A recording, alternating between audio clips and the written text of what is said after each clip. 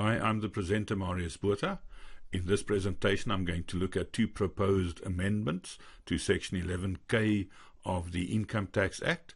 Section 11K deals with the tax deduction that a member is entitled to deduct in respect of contributions that he or she has made to pension funds, to provident funds, and to retirement annuity funds.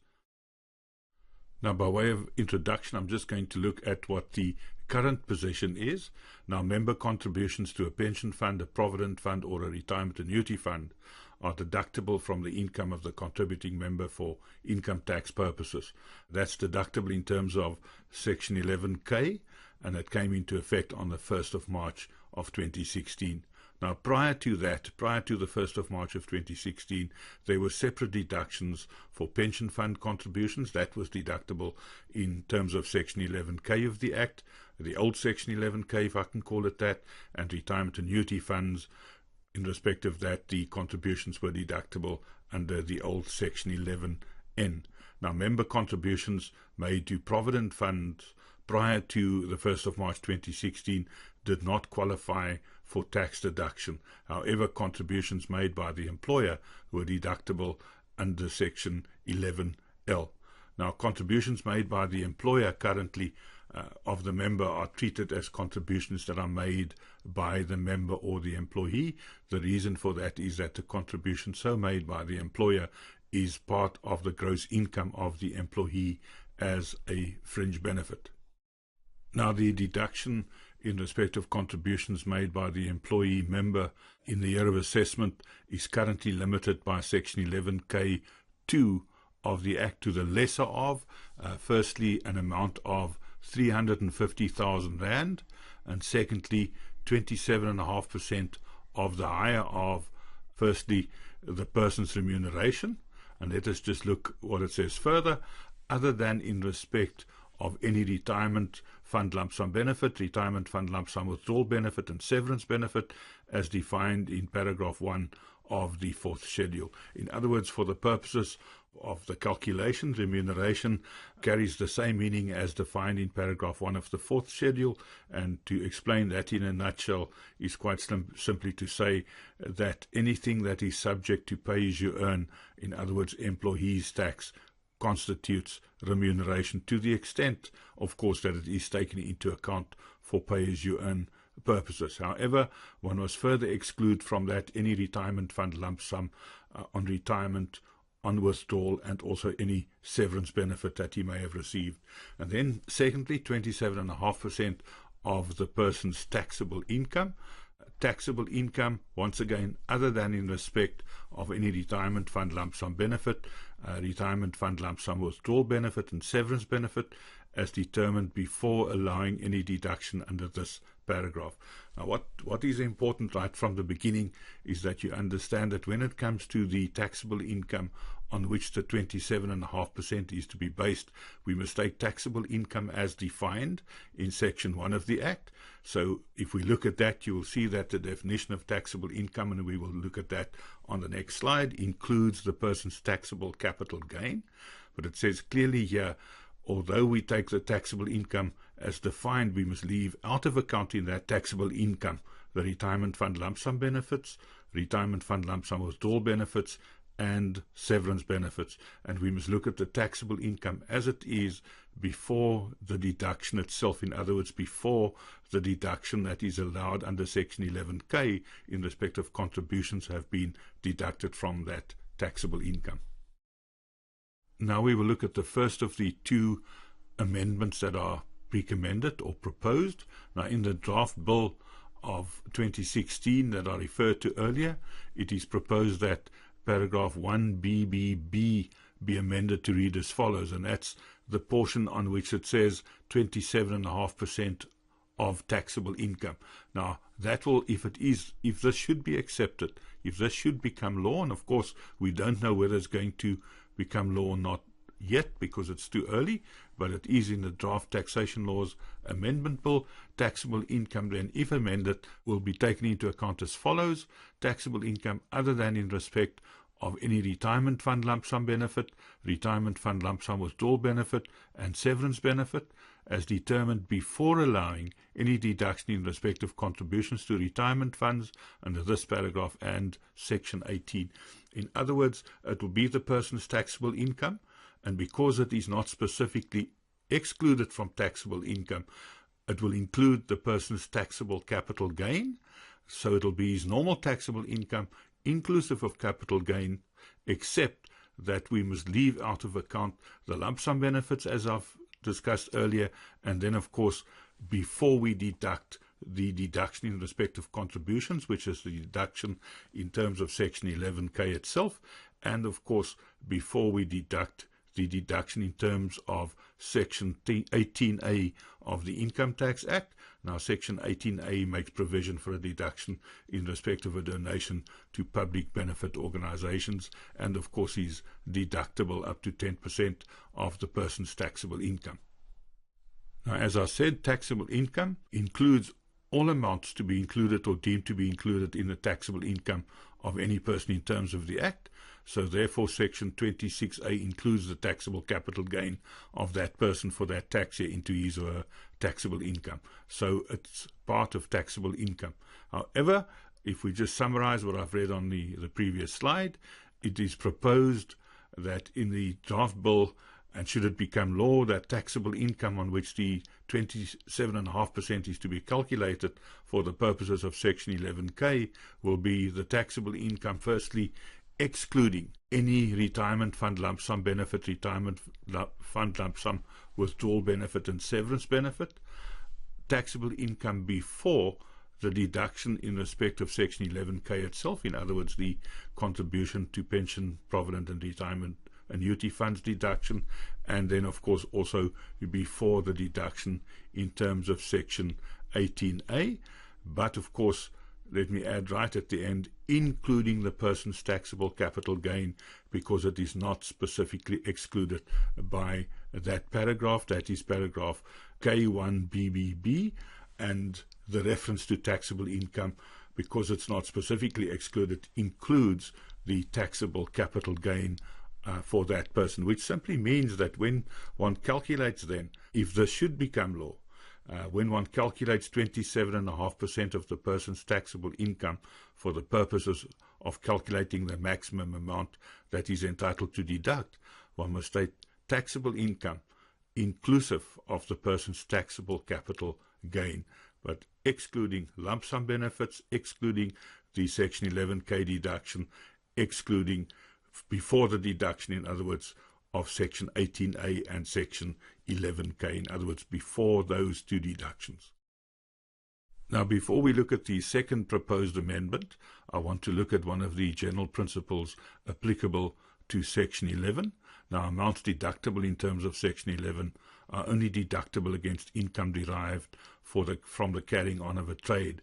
Now, the preamble, the introductory paragraph to Section 11 reads as follows: for the purpose of determining the taxable amount or taxable income derived by any person from carrying on any trade, there shall be allowed as deductions from the income of any such person so derived.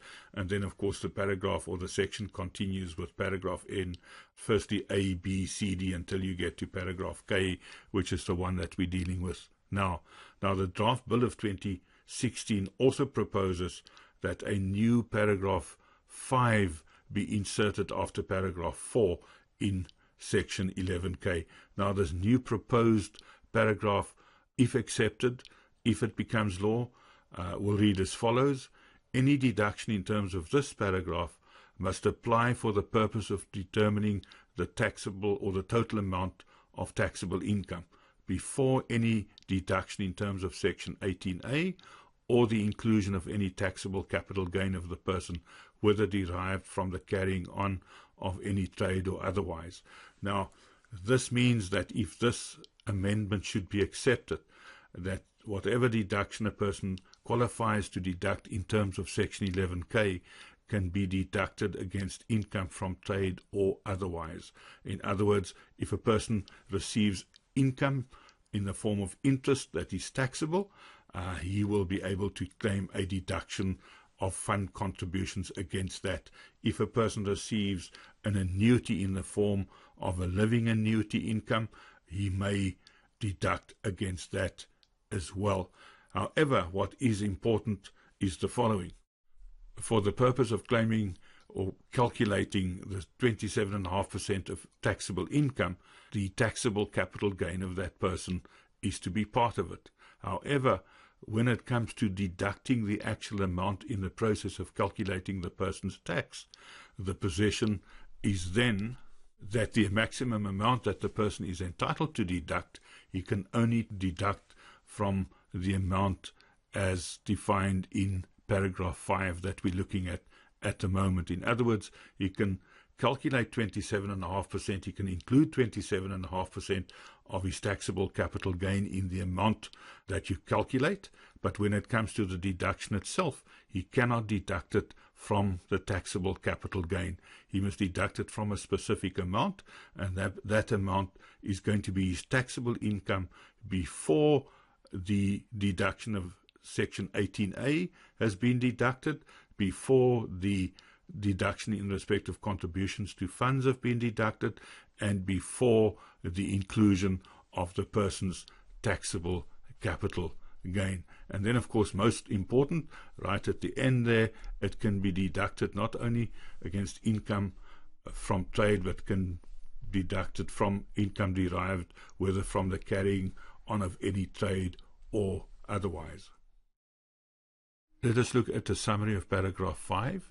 Paragraph 5, if it were to become law, will allow the amount calculated in Section 11K, that is the deduction that the person is entitled to be deducted from income from trade and otherwise, but only from the person's taxable income, which is the following. It is his taxable income after excluding retirement fund lump sum benefits, retirement fund lump sum withdrawal benefits and severance benefits, but before the deduction in terms of Section 18A, which is the deduction in respect of donations to public benefit organizations, and also before the inclusion of the person's taxable capital gain, and of course also before the deduction in respect of contributions to funds. Now, the following example will show the effect of the two proposed amendments in the draft bill. That will of course be the effect of it should it ever be accepted as law, and we will only know whether that will be the case later on in this year. Let us look at the facts. Malcolm is employed and received the following income from his employer for the tax year ending on 28th of February 2017. Firstly, a salary of 800,000 Rand, and then secondly, his employer contributed an amount of 600,000 Rand by way of contributions to a defined contribution pension fund, and then Malcolm contributed out of his own pocket, this is, another 60,000 Rand to the pension fund. Now, during the tax year, Malcolm disposed of a portfolio of unit trust funds, and his taxable capital gain in respect of that came to 412,727. Now, Malcolm wants to contribute an amount to a retirement annuity fund that, if the contributions that are already made are also taken into account, will allow him to claim the maximum amount as a deduction in respect of contributions made by him to retirement funds for the 2017 year of assessment. He donated an amount of 20,000 Rand to the SPCA, a public benefit organization. The donation qualifies for deduction under Section 18A of the Act. Now, his taxable income for the purpose of calculating his deduction, in other words, 27.5% of taxable income, is calculated as follows. We start with his salary, in other words, we start with gross income, and that consists out of his salary of 800,000 plus the fringe benefit. That will be the contribution made by his employer to the pension fund, so that his gross income is 860,000 Rand. The next step is to deduct exemptions. I've assumed none, so his income is also 860,000 Rand. To get to taxable income, of course, we need to deduct the deductions to which he is entitled, but we must leave out of account, for the purposes of this calculation, the deduction under Section 18 at first, 18A, and Section 11K, so that we get the amount that we can call his taxable income before the amounts deductible under Section 18A and Section 11K has been deducted. Then we add to that the person's taxable income, which in this case is taxable capital gain, I beg your pardon, is 412,728, so that his taxable income, on which the 27.5% is to be based, is 1.272728 million. Now his remuneration for the purpose of the deduction is 860,000 rand, and 27.5% of that comes to 236,500. Now his taxable income for the purpose of calculating his maximum deduction is 1272728, and 27.5% of that comes to an amount of 350,000 rand, which of course is also the overall maximum that he's entitled to deduct. He already contributes 120,000 rand to retirement funds. That would be the contribution that he made to the pension fund himself, plus the contribution that his employer made, that is now treated as if Malcolm has made the contribution. So his own contribution plus the employer's contribution, the 260,000 rands, is the 120,000 that he currently contributes. If Malcolm should contribute a further 230,000, in other words, the 350 maximum that he's entitled to deduct, minus the contribution that he already makes, he can contribute a further 230,000 rand to the fund, and that will be deductible, so that his overall tax deduction will be 350,000 rand. And then what we can do is to look at his tax calculation. The two taxable incomes that we've calculated up to now are not the taxable incomes on which he is to pay tax. Those are fictitious taxable income amounts, purely used for the purpose of determining the maximum amount that Malcolm can deduct from his income in respect of contributions to a retirement fund. Now his full tax calculation will look as follows. We can start with his income calculated in the previous calculation. We know that his income is 860,000 rand, and we can now continue with the actual tax calculation from there. First, we deduct those deductions that exclude Section 18A and Section 11K, and we get his taxable income, and it still is 860,000. Then we deduct in the following sequence, firstly, the Section 11K deduction, although it doesn't really matter as long as you've got the correct amount, of 350,000 rand that we've calculated earlier. We know that in this case he contributed 20,000 rand, or donated 20,000 rand to the SPCA, so we deduct that as well. So this 490,000 that we have at the bottom here is his taxable income after all of his deductions, except we have not yet added the taxable capital gain. We now add the taxable capital gain of 412,728 and his taxable income, and this is the final taxable income on which he will be assessed. The amount on which the tax will be calculated is 902,728. Let us just go back to the tax calculation. Here we have, and I'll highlight that in blue, the 350,000 rand contribution to the funds that are fully deductible. What did we deduct that from? We deducted it from his taxable income, this amount here, the 860,000 rand, and that's the taxable income before we've deducted the contribution to the fund itself, before we've deducted Section 18A, and before we've added the taxable capital gain.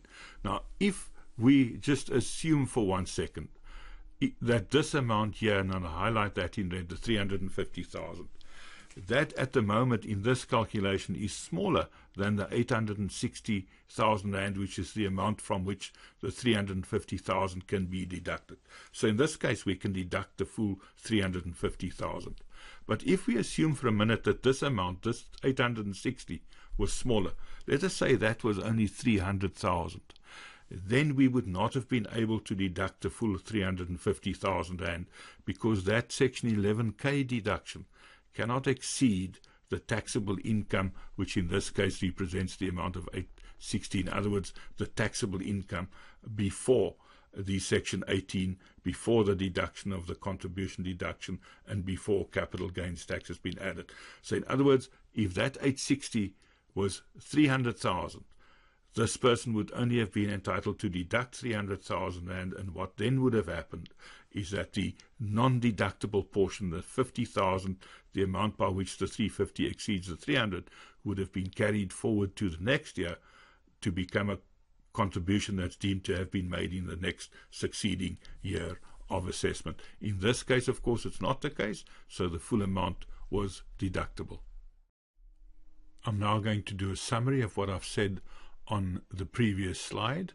Now, firstly, we must take into account that the figures in this example has been selected in such a way that 27.5% of the person's taxable income for the purposes of the contribution comes to exactly 350,000 rand. In other words, the absolute maximum that the person can deduct for the year in terms of Section 11K. Now, as I said earlier, the 350,000 is deductible against his taxable income before as it is before the Section 18A deduction, which in the example comes to 860,000. Now, as the 350,000 rand is smaller than the 860, the full 350,000 is deductible. Now, as I said on the previous slide, if his taxable income before the Section 18 deduction was smaller than the 350,000, say for instance 280, then the deduction would have been limited to that smaller amount, and the balance of 70,000 rand would have been carried forward to the next year of assessment. Now, it is clear from the example that if Malcolm did not have the taxable capital gain included in his taxable income, his maximum deduction in terms of Section 11K would have been 236,500. Now, that represents 27.5% of 860,000. 860,000 is the amount of his remuneration for the year. 860,000 is also what his taxable income would have been if taxable capital gain was left out of account. So therefore 236,500. A person's taxable capital gain is taken into account in terms of this proposal in the determination of the Section 11K deduction, but it cannot be deducted against the taxable capital gain itself. It cannot ever have the effect of giving the taxpayer a larger deduction against his other taxable income. Now, in the example above, the taxpayer Malcolm qualifies for a deduction of 350,000 rand. Now, that represents 40% of his remuneration, and it also represents 40% of what his taxable income would have been if there was no taxable capital gain. So in other words, 350,000 divided by 860 multiplied by 100, his deduction comes to 40.7%. So the taxable capital gain has actually helped him to get to 40.7%. If it wasn't for that, he would have been restricted to 27.5% of his income, of his remuneration and taxable income. Apart from the larger tax deduction and the consequent income tax saving, this also increases the retirement fund benefit that will be free of estate duty in the event of the member's death. Because these contributions are fully tax deductible, they will not be treated as property at a later stage for estate duty purposes. Now, that brings us to the end of this presentation, but before I sign off, remember that everything I've said here is based on a draft taxation laws amendment bill, which is not law yet, and it may never become law, so therefore it must not be used or acted upon to give advice to any person in this regard. Thank you very much, and stay safe.